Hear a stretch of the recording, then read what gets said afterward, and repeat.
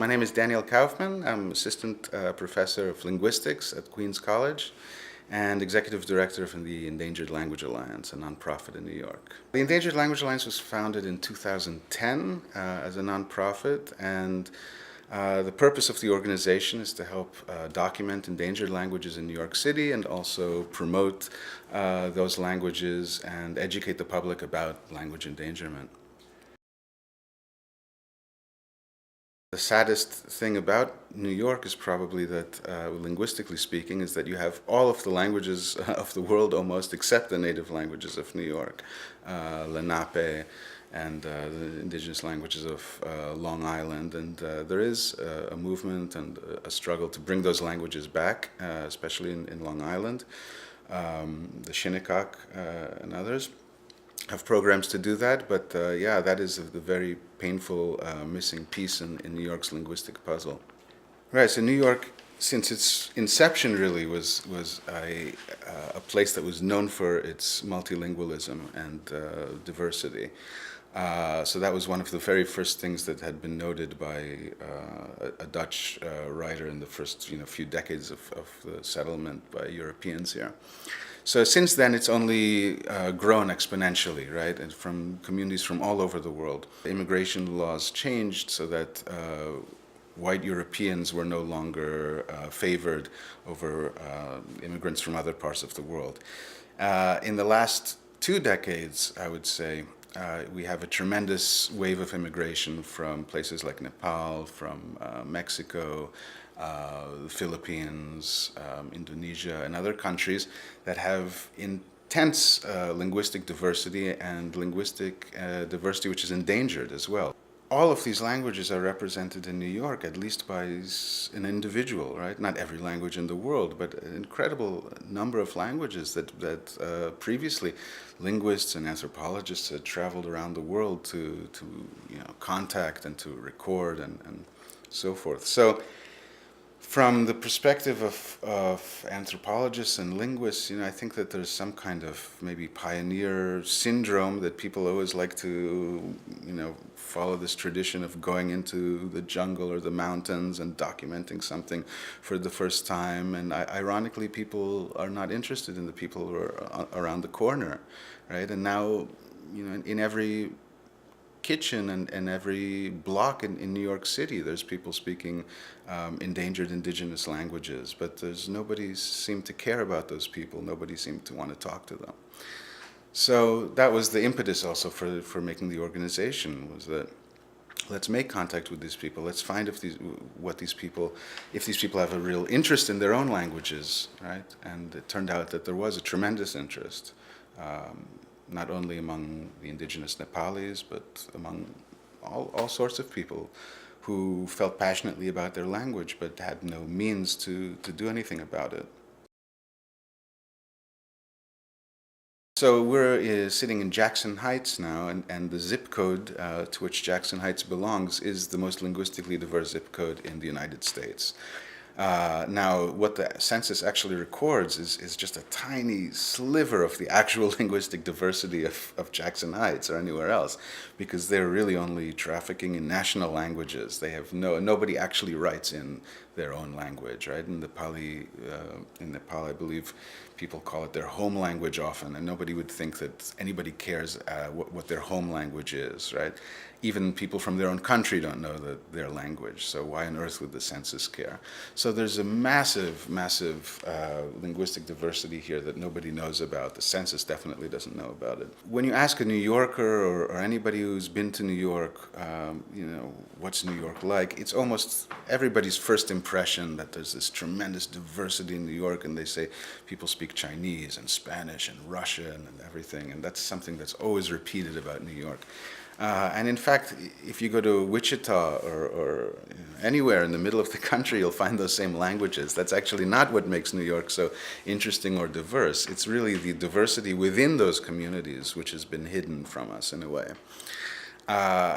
And why has it been hidden? Because these bears of unofficial languages and unofficial cultures are up against national languages and cultures and up against national projects that oftentimes want to make a homogeneous state with a one language and one people.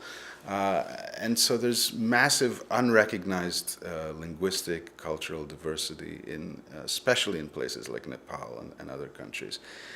Um, so yeah, that's been largely invisible to the public, and even I'm sure Nepalese people themselves don't know the full extent of the diversity, right?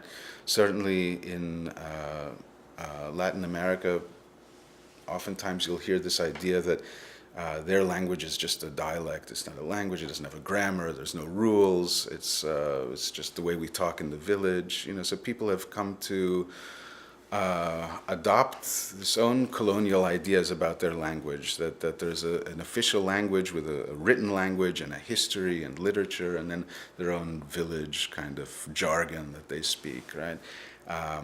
Which is kind of a harmful thing that hopefully we can have a small part in undoing.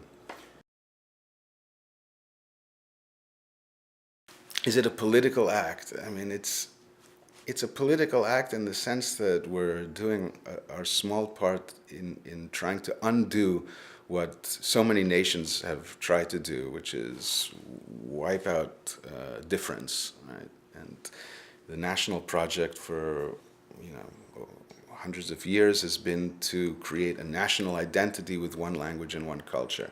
And that's a very damaging thing, we think. So in the sense of all these, every time we press the record button and try to capture something that others had tried to wipe out in various ways, it is a political act because you're trying to undo the foundation, what they thought was the foundation of a state. Nepal, together with Mexico and Indonesia, are countries that are really known for intense, endangered linguistic diversity, right? But you don't understand what that means until you see it. So we've had a project with one community, the Gurung community, and there I've seen exactly how villages differ quite radically sometimes in their speech, you know, from place to place. So that diversity is something that has developed over hundreds of years, right? You can, the total opposite side of the spectrum is in America. You could take a plane ride for 4 hours, get off the plane, and people will speak exactly like the way that they spoke when you got on the plane, right? Which is a frightening thing when you think about it, right? How did that happen? The intense level of linguistic diversity is something that exists within every single ethno-linguistic group in Nepal, I think.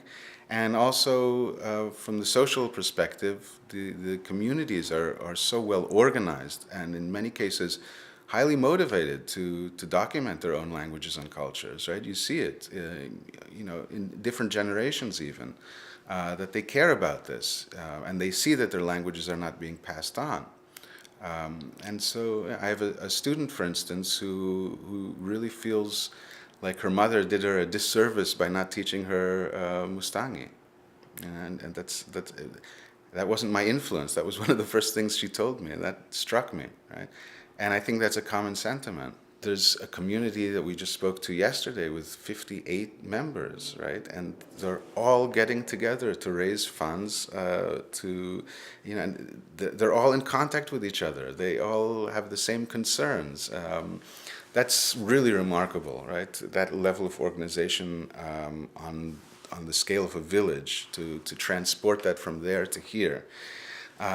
So that tells us, especially that with this community, there's actually a lot of hope in getting people engaged in their own languages. If they're that engaged with their own villages, then they obviously care about village language and culture. And another very striking thing about the Himalayan communities as an outsider is this massive disconnect between the high culture that's celebrated in museums and philanthropists donate millions of dollars to it and everybody is familiar with it, and the daily culture of the Himalayan communities that it's being lived out in the streets here. Nobody seems to care much. Outsiders don't seem to care much about the stories of these people, but they'll pay a lot of money to see an artifact, right? So that kind of bothers me as well, right? And there's many instances of that, not just within Nepali communities. There was a giant exhibit on Aztec culture many years ago at the Guggenheim, and everybody was talking about it, and everybody, appreciated it, and it opened everybody's eyes. Nobody knew that in all of these kitchens in New York, people were speaking Nahuatl, which is, the descendants of the Aztecs. Total disconnect. And when they did know, the people who did know, the other Mexicans looked down on them. They're like the most maybe despised people in this large hierarchy of socioeconomic hierarchy. So there's a certain injustice in that, I think, right? That you have so much money being lavished on an official language, an official culture, and the artifacts and all of the accoutrements of that. And these people are struggling to survive, really, but also their own cultures and languages are struggling to survive, and nobody seems to pay much attention. So anything we can do to promote those ignored languages, I think, fills a real gap.